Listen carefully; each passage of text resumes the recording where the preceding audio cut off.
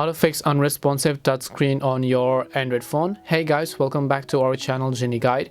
So in today's video I will simply guide you on how you can fix if your Android smartphone's screen is actually not responding and working properly. So make sure to watch the video till the end. Now there are two general reasons for it. One is the issue could be with your hardware, and mind you that if it's the hardware issue you will not be able to fix it. You have to just change the LCD screen in and of itself in order to get it and become more responsive. The other time this could be happening due to overheating, due to overusage and so on.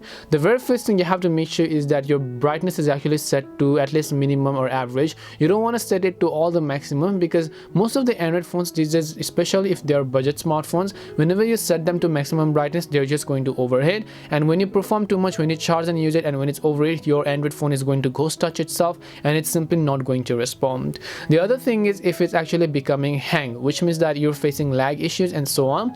The reason why you're facing lag issues is due to lack of storage. So open up settings and then go to the storage option. In my case it's under battery and device care, and then in my case it's under storage. Over here I'll be able to see the amount of free storage left on my device as well. So out of 100% I've used over 90% and I still have 10% free storage, which means that I can still store up to 20 to 30 gigabytes of storage in this.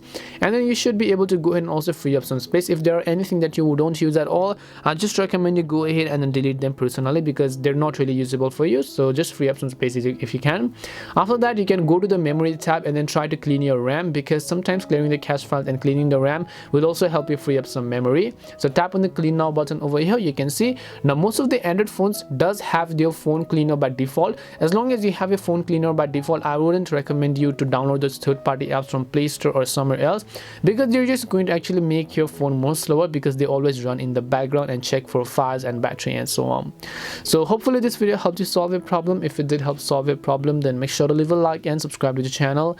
If you have got any questions though, feel free to leave them down. Thank you very much for watching till the end, and see you in the next video.